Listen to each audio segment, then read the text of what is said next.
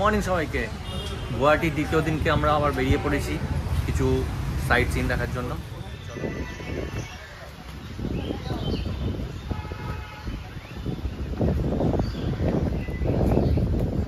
So basically আমরা এখন যাব হচ্ছে নদীর ওপারে। তো এখন বোট ধরবো, এখানে দেখি কোন বোটটা আমাদের জন্য অ্যালোকেট হয়েছে। তো বোটে উঠবো, দেন গঙ্গার বক্ষের ওপর দিয়ে যাব ওপারে। তো চলো, বোটের দিকে আমরা আস্তে আস্তে এগিয়ে যাচ্ছি। আর এখানে প্রচুর বোট আছে এবং প্রচুর ট্যুরিস্ট লোকেরাও যাচ্ছে। তো চলো আমরা আস্তে আস্তে এগিয়ে যাই আর বোটে গিয়ে আপাতত উঠি। আর টাইমিংটা কখন ছাড়বে সেটা একটুখানি দেখতে হবে। সো আমরা এখন ধীরে ধীরে এগিয়ে যাচ্ছি বোটের দিকে। আর প্রত্যেকটা জায়গায় এই নদী অর্থাৎ গঙ্গা, যেটাকে আমরা চলতি ভাষায় বলি, সেই নদীর প্রত্যেকটা জায়গায় একটা আলাদা আলাদা নামে পরিচিত। যেমন আমাদের ওখানে হুগলি নদী, আর এখানে হচ্ছে ব্রহ্মপুত্র নদী।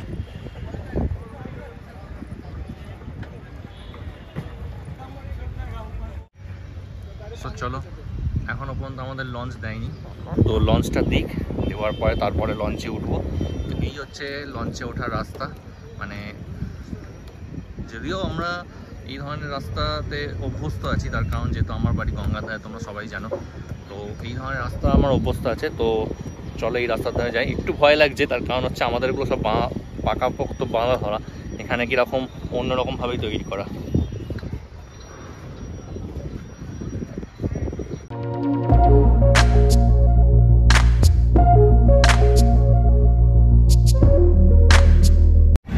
কিছুক্ষণ অপেক্ষা করতে করতেই চলে এসছে এই বোট, আর এই বোটে করেই যাব নদীর ওপারে। আর আমাদের বোটের নাম হচ্ছে MV জলপরি। এখানের প্রত্যেকটা বোটই ওপরে বসার ব্যবস্থা আছে, এবং ওপরের বসার ব্যবস্থা মানে হচ্ছে একটা ব্যালকনি ভিউ। আর আমরা সোজা ওপরেই উঠে গেছিলাম, কারণ নিচের ভেতর থেকে পুরো ভিউটা অতটা ভালো দেখা যেত না, তাই আমরা সবাই ওপরে উঠে গেছিলাম এবং প্রচণ্ড হাওয়া ছিল ওপরে। আর এই হাওয়া খেতে খেতে আমরা ব্রহ্মপুত্র নদীর ভিউটা উপভোগ করছিলাম।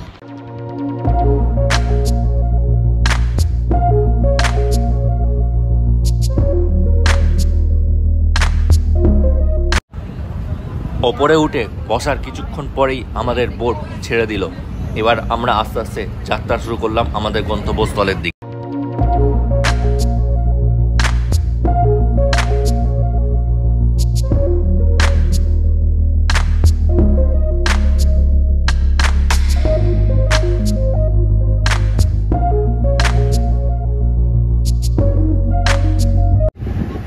এই অসাধারণ সুন্দর প্রকৃতির ভিউ দেখতে দেখতে ব্রহ্মপুত্র নদী পার করে প্রায় আমাদের গন্তব্যস্থলের কাছাকাছি চলে এসেছি। আর গন্তব্যস্থলের কাছাকাছি যখন চলে এসেছি, তো দেখে তো আরও মনটা খুব আনন্দে ভরে উঠছে, কারণ এই ধরনের পাহাড়ের ওপরে উঠে আমাদেরকে এখানে যে সাইট সিন বা যে মন্দির বা যে আশ্রমটা আছে সেটা আমাদেরকে দর্শন করতে হবে। তো চলো, বোট থেকে নেবে এবার ওপরের দিকে যাওয়া যাক। আর এখানে আরেকটা জিনিস লক্ষ্য করলাম, ওপর দিয়ে রোপও চলছে। সো আমরা এখন ব্রহ্মপুত্র নদীর অনেকটা পার করে চলে এসেছি আমাদের গন্তব্যস্থলে। আর আমরা এখন বোট থেকে নেমে পড়েছি এবং যাচ্ছি একটু উঁচু জায়গায়, অর্থাৎ একটা উঁচু পাহাড়ের বা টিলার ওপরে, যেখানে এই আশ্রমটা আছে। এই আশ্রমটা আসামে আসার পর থেকে প্রচুর নাম শুনেছি এই আশ্রমটার। তো এই আশ্রমটায় কি আছে ওপরে যাব এবং দেখব। তো চলো ওপরে যাওয়া যাক।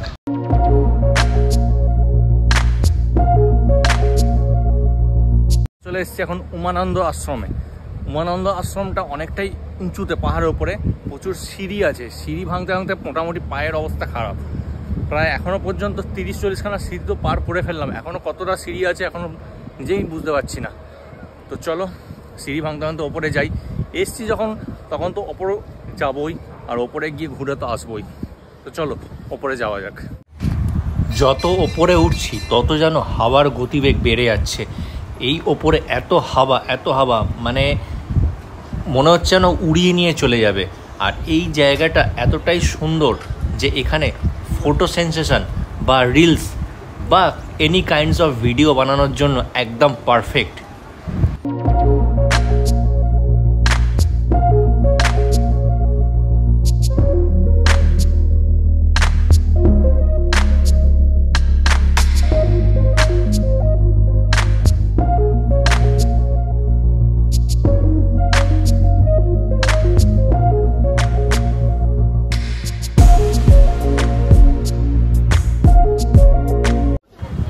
তো আমরা অবশেষে অনেকগুলো সিঁড়ি পার করে চলে এসেছি বৈকুণ্ঠ আশ্রমে। আর বৈকুণ্ঠ আশ্রমের ভেতরটা ঠিক হচ্ছে এই ধরনের এনভায়রনমেন্ট। আর যেহেতু এটা ওপরে, তো এদিকে আছে সোলার সিস্টেম, অর্থাৎ পাহাড়ের ওপরে কারেন্টের আবার নদীর মাঝখানে, তাই কারেন্টের সমস্যা বা কারেন্টের সিস্টেমটা হচ্ছে সোলার সিস্টেম। আর এদিকে এই বৈকুণ্ঠ আশ্রমের ভোগের জন্য যাবতীয় কাটাকুটি রেডি হয়ে গেছে এবং এখানে বহু দর্শনার্থী দর্শন করছেন এবং পুজোও দিচ্ছেন। তো এত লাইন দেখে আমরা আর ভেতরে প্রবেশ করিনি। ঠাকুরকে, অর্থাৎ যে ঠাকুর আছে সেটা দূর থেকে দেখে নিচ্ছি। আর এখন ম্যাক্সিমাম মন্দির বলো বা আশ্রম বলো, ভেতরে যেখানে ঠাকুর থাকে সেখানে তো অলরেডি তোমরা জানো যে কোনো রকম কোনো ফটো বা কোনো রকম কোনো ভিডিও করা যায় না। তো সেই জন্য ভেতরে কী ঠাকুর আছে তোমাদেরকে দেখাতে পারলাম না। তো চলো এখান থেকে আমরা এবার নিচের দিকে যাব। এই হচ্ছে বৈকুণ্ঠ আশ্রমের মেন গেট বা মেন এন্ট্রান্স।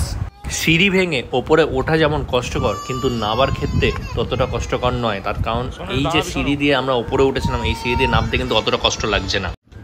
ওপর থেকে নিচে নেমে এসে এখন আমরা অপেক্ষা করছি বোটের জন্য।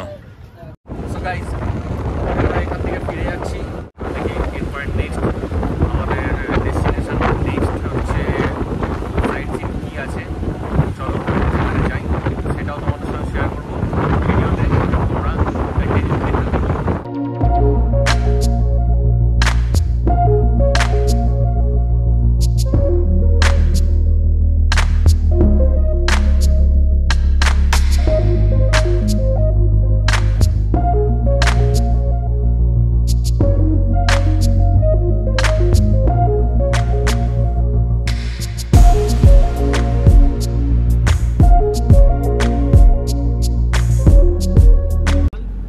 সো ফ্যামিলি, আসামের এই পুরো ট্রিপটায় প্রথমেই দেখিয়ে দিয়েছিলাম তোমাকে ভাই আর বোনকে, অর্থাৎ মাসির ছেলে আর মাসির মেয়েকে। তো এখন তোমাদেরকে দেখাচ্ছি মাসি, মেসো আর দাদুকে। তো এই হচ্ছে আমার মাসি, মেসো আর দাদু, আর পেছনে ভাই বোন বসে আছে গাড়িতে। তো চলো আমরা আসামের নেক্সট ডেস্টিনেশন অর্থাৎ নেক্সট সাইট সিন যেখানে, সেখানে অলরেডি আমরা পৌঁছে গেছি। তো গাইজ, আমরা এখন পাহাড়ের অনেকটা ওপরে এসেছি এবং এখানে এসেছি হচ্ছে ভুবনেশ্বরী মন্দিরে। তো এখন ভুবনেশ্বরী মন্দিরের ভেতরে ঢুকবো। তো ভেতরে প্রবেশ করে দেখবো এখানের মন্দিরটা কীরকম। আর এখানে যে হাওয়া বা যে পাহাড়ের এনভায়রনমেন্টটা সত্যি খুব অসাম। মানে কী বলবো, শুধু একবার দেখো এনভায়রনমেন্টটা। হাওয়া দেখেছো ভাই, এবারে শুধু হাওয়া দেখো, হাওয়াতেই মন ভরে যাবে। আর একজন চুল ঠিক করতে করতেই হয়ে যাচ্ছ।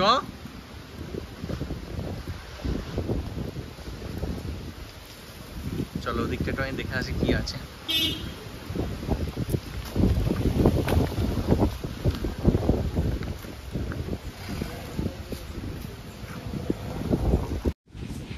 এই হচ্ছে ভুবনেশ্বরী মন্দিরের মেন গেট বা মেন এন্ট্রান্স। তো দূর থেকে দেখে মনে হচ্ছে একটা কুঁড়ে ঘরের মতন। তো এই কুঁড়ে ঘরের ভেতর দিয়ে আমরা এখন প্রবেশ করবো, মানে মেন গেট দিয়ে এখন ভেতর দিকে প্রবেশ করব। আজকে সকাল থেকে যে কতগুলো সিঁড়ি ভাঙলাম সারাদিনে, মানে আমি ঠিক ভেবে উঠতে পারছি না। আগের তো ওই আশ্রম যেটা ছিল ওখানে গিয়ে তো প্রায় অনেকগুলো সিঁড়ি ভাঙতে হলো।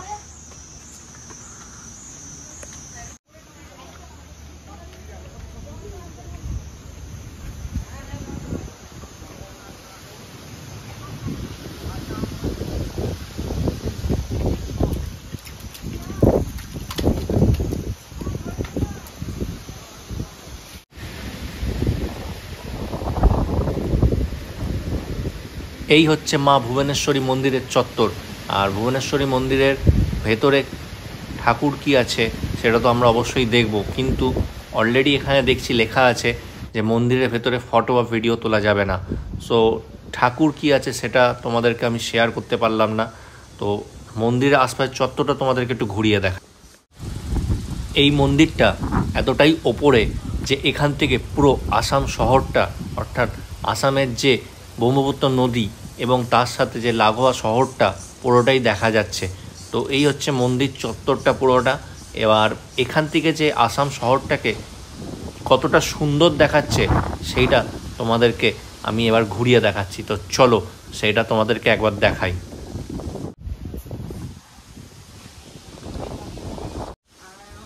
এখান থেকে এই ওপর থেকে ব্রহ্মপুত্র নদী আর তার সঙ্গে এই আসাম শহরটা জাস্ট অসাম লাগছে, মানে সেই লাগছে। তো শহরটা দেখো, মানে এতটাই সুন্দর লাগছে আর এত হাওয়া এখানে, মানে এখান থেকে তো ফিরে যাওয়ার তো ইচ্ছা করছে না। তো মানে জাস্ট শহরটা পুরোটাই দেখা যাচ্ছে এখান থেকে।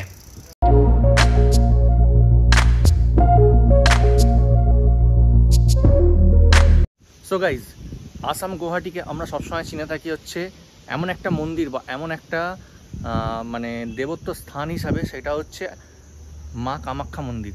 আর এই মা কামাখ্যা মন্দিরের ঠিক ওপরে, অর্থাৎ কামাখ্যা মন্দির যে পাহাড়ে অবস্থিত, সেই পাহাড়ের ঠিক ওপরে আছে হচ্ছে মা ভুবনেশ্বরী দেবী মন্দির। এই ভুবনেশ্বরী দেবীর মন্দিরে এখন এই মুহূর্তে আমরা আছি, কেন কামাখ্যা মন্দিরে আমরা যা ফেরার পথে একটু ঢুকবো আর কালকের পুজো দেবো কামাখ্যা মন্দিরে। তো আজকের আপাতত ভুবনেশ্বরী মন্দিরের ওপরে এসেছি। আর এই ওপর থেকে এখানের যে ভিউটা, এই মন্দিরের যে ভিউটা, পাহাড়ের ওপর থেকে যে কোনো ভিউ সত্যি অসাম লাগে, খুব সুন্দর লাগে। কিন্তু এই ওপর থেকে যে ভিউটা, হয়তো এখানে বরফ দেখার মতন সিচুয়েশান নেই, বাট এখান থেকে যে এন্টায়ার গুয়াহাটি শহরটা, সেই শহরটা যা সুন্দর দেখাচ্ছে, মানে রাতের বেলা হলে হয়তো এটা আরেকটু বেশি ভালো বা আরেকটু বেশি অসাম দেখাতো।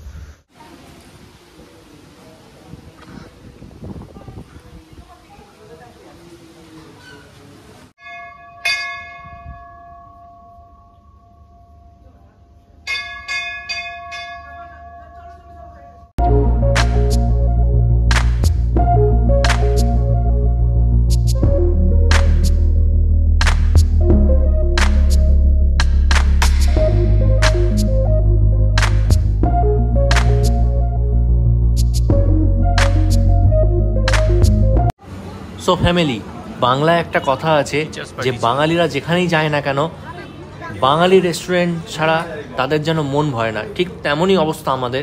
আমরা সারা আসামে বাঙালি রেস্টুরেন্ট খুঁজে খুঁজে অবশেষে পেয়েছি হচ্ছে এই রেস্টুরেন্টটা। এই রেস্টুরেন্টটার নাম হচ্ছে জোড়া ইলিশ। আর এই জোড়া ইলিশ রেস্টুরেন্টে এখন আমরা এসেছি দুপুরে লাঞ্চ করতে। তো রেস্টুরেন্টের এন্ট্রান্স থেকে ভেতরে ঢোকা পর্যন্ত পুরো অ্যাম্বিয়েন্সটাই একদম ফাটাফাটি অ্যাম্বিয়েন্স। তো আপাতত ভেতরে রেস্টুরেন্টের অ্যাম্বিয়েন্সটা দেখে তো আমার তো মন তো ভরে গেছে, এবং ইনাদের সঙ্গে কথা বলে বুঝতে পারলাম এটা ওনাদের কলকাতার যে আমি বাঙালি আছে, সেই আমি বাঙালিরই একটা সাব ব্রাঞ্চ বা সাব রেস্টুরেন্ট হিসাবে নাম আছে, যাদের জোড়া ইলিশ। সেই জোড়া ইলিশই হচ্ছে এইখানে আসামে। তো চলো, এখানে এখন এসছি, দুপুরের লাঞ্চটা করব।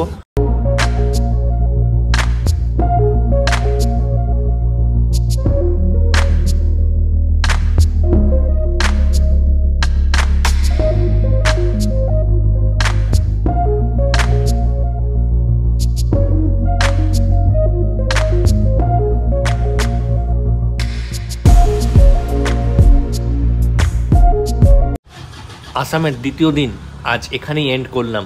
ভিডিওটা ভালো লেগে থাকলে লাইক, কমেন্ট, শেয়ার আর সাবস্ক্রাইব অবশ্যই করো।